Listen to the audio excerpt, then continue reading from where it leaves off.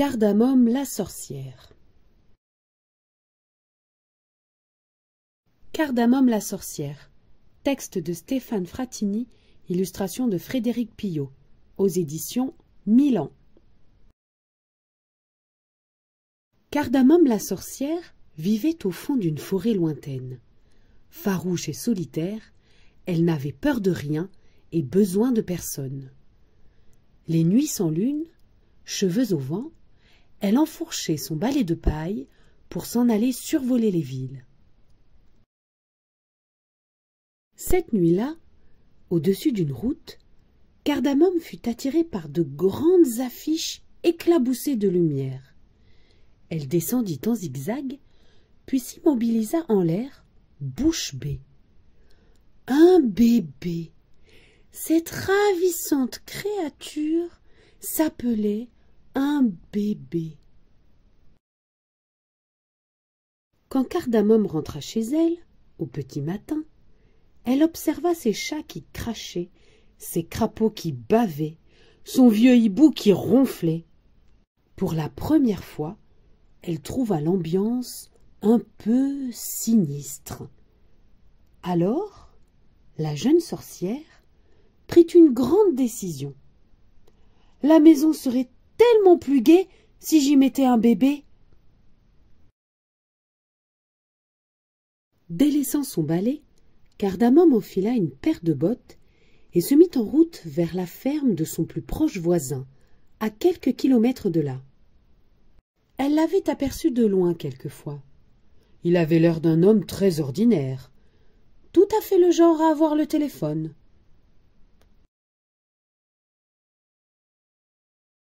« Vous voulez téléphoner ?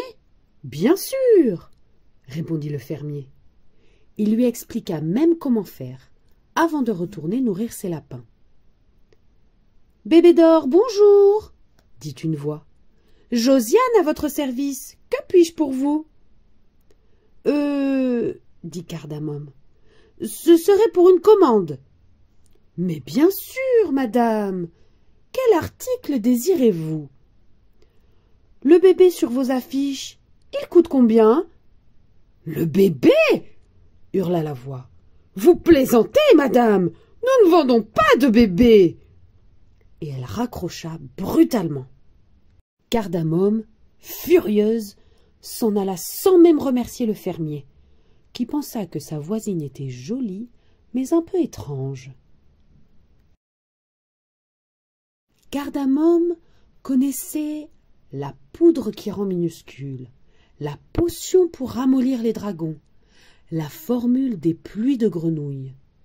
Mais dans aucun de ses vieux grimoires, ni dans son manuel de sorcellerie moderne, on n'expliquait comment faire les bébés. Elle se souvint alors d'une vieille histoire qui parlait de choux et de roses. « Vous voulez observer mes choux ? Pourquoi pas ?» répondit le fermier de plus en plus étonné. Le lendemain, quand Cardamome revint pour inspecter une à une toutes les roses de son jardin, il se demanda brusquement, tout en arrosant ses lapins, « Et si elle était amoureuse de moi ? L'amour fait parfois faire des choses bizarres. » Cardamome rentra chez elle, abominablement déçue. « On ne peut jamais faire confiance aux histoires, » gronda-t-elle. « Mieux vaut compter sur soi-même. » Ni une ni deux, elle décida de passer à l'action. Dès l'aube, la sorcière retourna au-dessus de la ville. Longtemps, elle tournoya très haut comme un aigle, avant de repérer dans un jardin public un beau bébé rose et joufflu. Le vent sifflait autour d'elle. La sorcière fondit en piqué et s'empara si rapidement de sa proie, une main sous la tête, une autre sous les fesses, que même les hurlements de sa maman ne réveillèrent pas le bébé. Chut ! C'était l'événement dans la maisonnée. Les chats, les crapauds, le hibou, tout Tous faisaient un cercle autour du nouveau venu. Cardamome, heureuse, secouait et chatouillait gentiment le bébé.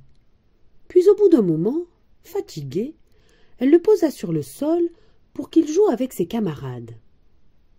Mais aussitôt, le bébé se mit à hurler. Il avait faim, il était tout mouillé. Affolé, Cardamome se demanda soudain ce que mangeaient les bébés. Un oignon cru? Une araignée grillée? Un bol de soupe au lézard? Vite, vite! Il fallait le calmer!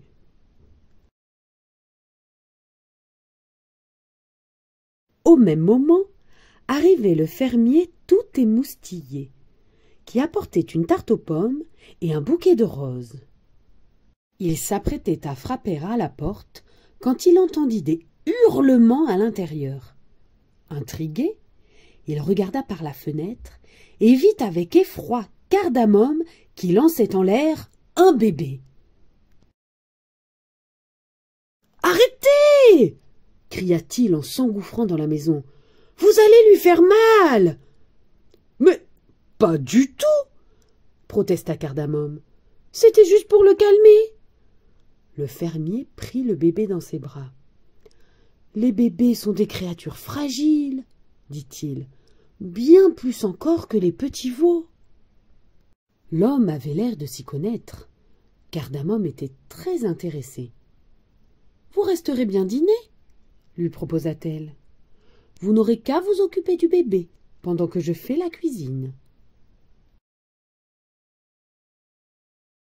La soirée fut vraiment charmante. Cardamome avait mijoté une soupe aux herbes. Le bébé, près du feu, s'était paisiblement endormi. « Et qui est donc son papa ?» demanda timidement le fermier au moment du dessert. « Je ne sais pas, je l'ai volé en ville, » avoua Cardamome en éclatant de rire, car elle avait bu un peu trop de jus de carotte. « Quoi ?» hurla le fermier. « Vous êtes folle! Il faut le rendre immédiatement !» Il avait crié si fort que le bébé se remit à hurler.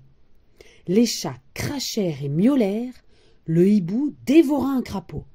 « Oh, ça va !» marmonna Cardamome, qui se sentait au fond un peu honteuse. « Ramenez-le donc vous-même, ce marmot !» Puis, vexée, elle partit bouder dans sa chambre. Pendant des semaines, Cardamome rumina des idées noires. Elle ratait ses potions, se battait avec ses chats. « Je déteste les bébés !» hurlait-elle. « Et les fermiers aussi !» Mais plus d'une fois, il lui arriva aussi de s'asseoir et de se mettre à pleurer toute seule. Un soir, enfin, elle entendit frapper à la porte.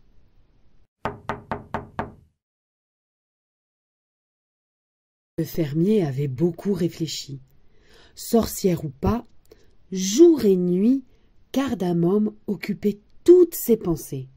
« Mais pourquoi ?» lui demanda-t-il. « Pourquoi vouliez-vous donc un bébé ?»« Pour me rendre la vie plus gaie, » répondit Cardamome. « Pour lui faire des bisous sur les pieds. » Elle s'arrêta, rouge de honte, sûre qu'il allait la traiter de folle. Pas du tout. Il la regardait au contraire avec un sourire très doux. Et après, que croyez-vous qu'il arriva?